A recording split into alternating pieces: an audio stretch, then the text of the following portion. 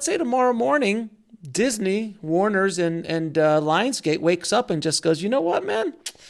I don't think this whole aggregation thing's really working out for us. I think we're just going to call up all the platforms, and we're going to do it internally, and we're going to submit to you, and we're going to have a direct relationship with you.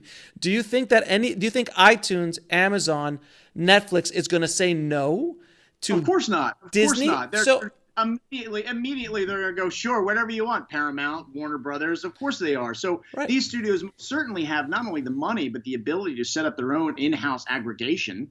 Of course they do. Absolutely. They did it with Post. I mean, remember when Post was, they had to go out to an external Post company? Now everything's done internally. Right. So this is what keeps bringing me back to this bigger problem. And for any aggregator, now I don't care if you're an aggregator that is strictly fee-based or if you're an aggregator that takes a percentage, okay? Doesn't matter to me. I don't care who recommended you. I don't care how good your reputation is. I don't care about any of that. I don't care if you self-regulate. What I care about is that the platforms need to do this. The platforms need to mandate this. And listen, all due respect to all the aggregators out there, there was one particular, on because I've been obviously much more active now on your protect yourself and distributor page. Mm-hmm.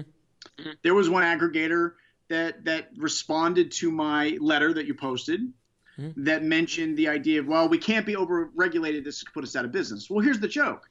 They're not regulated at all. There's no such thing. That almost sounded like to me something a Wall Street guy or a big banker would say. Oh, no, we can't have any regulations. We've got to be able to do whatever the fuck we want to do. That's bullshit. There's no regulation. Here's the thing. I mean, I hate to say it. Overregulated. There's no regulation as it relates to the financials. Not a single thing. So there's no such thing as being overregulated. But with that said, there's a difference between obviously the aggregators and the film distributors. When you walk into a deal with a film distributor, there is hundreds, if not thousands, of film distributors out there that you could choose from, and it is your choice to do business with them, how they do business is everything. But the concept that you're talking about is aggregators. There's essentially 5, if I'm not mistaken, companies. Yeah. That are probably 5 or 6 that are actually approved. Yeah.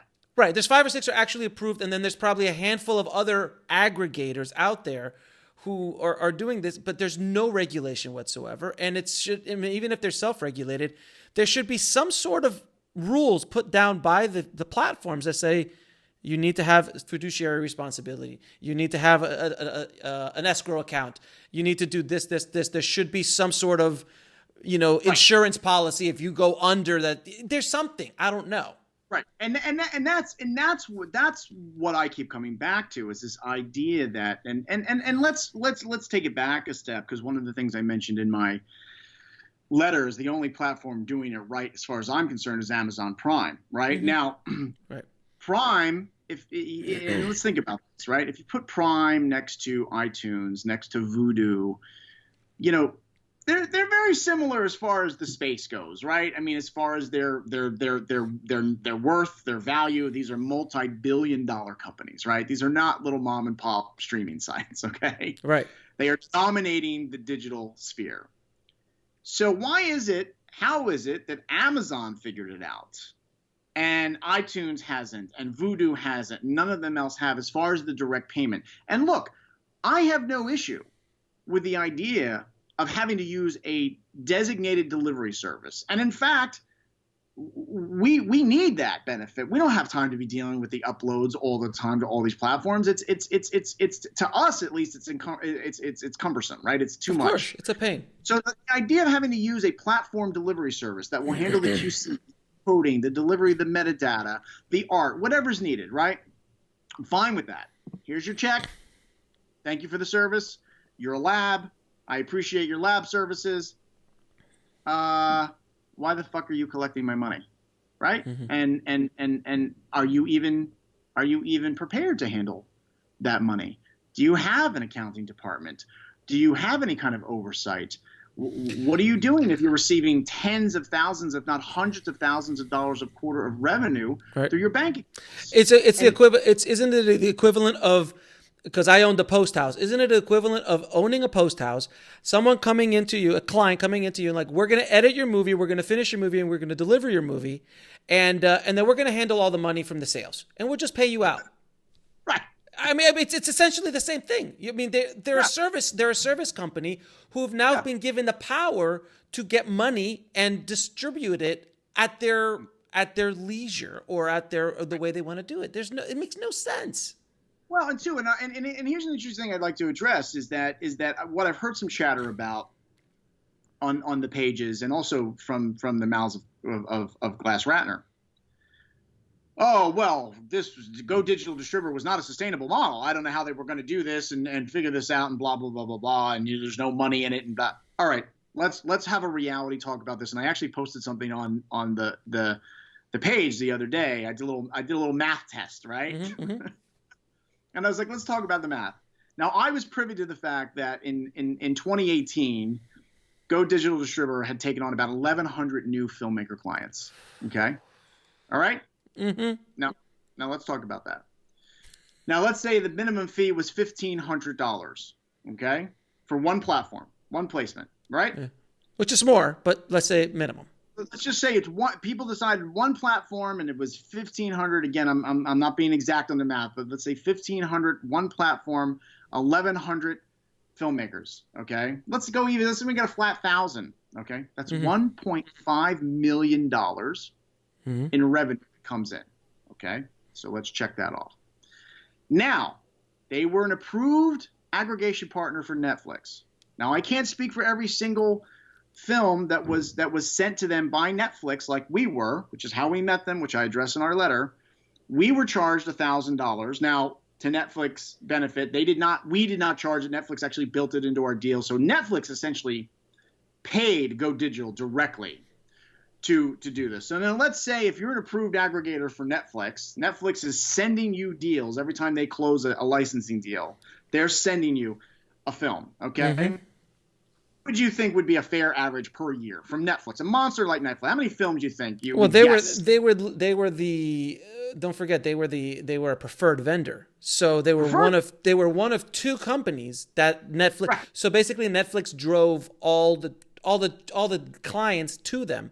So right. I would say don't say it's not only features. We're talking about shows too.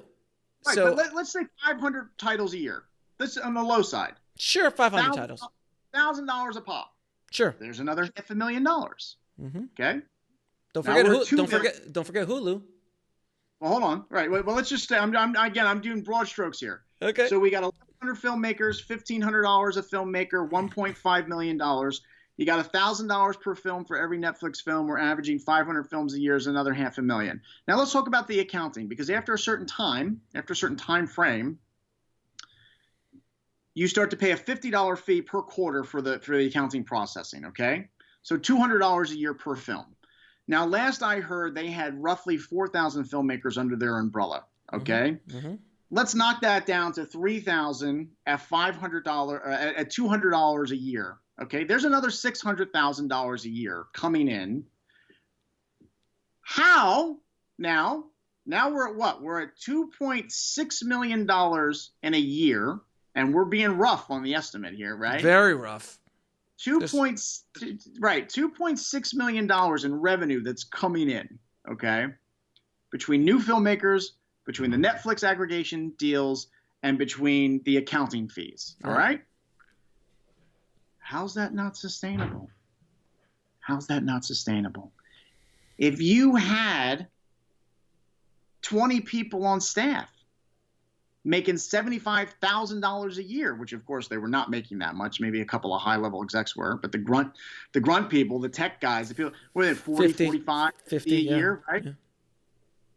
You haven't even taken a dent into that $2.6 million, right? Mm-hmm. So operationally, this whole idea that the model was not sustainable smells like bullshit to me. Oh, but don't forget, they had a whole side business of encoding costs and closed captioning and QC. Sure. And let's talk about the closed captioning. I don't know if a lot of people know. We went through them. They charged you $5 to $6 a minute. They would go to Rev. They were using Rev. They just go to Rev.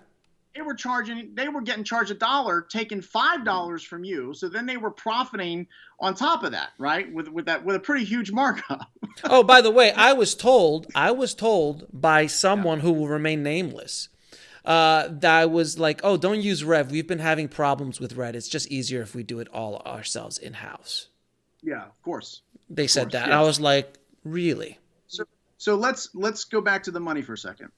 Now let's ask ourselves, if this company's bringing in a couple of million a year, they didn't have a huge staff, the office wasn't that big, right? Pretty reasonable sized office. And for anybody who's ever been there, right? It wasn't like they had like. I think they were paying like $8,000 a month or something like that for that, if I was remember. Yeah.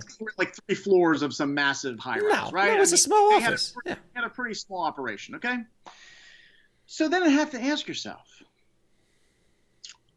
where'd the money go? No, it's a good question. Who had access to the money?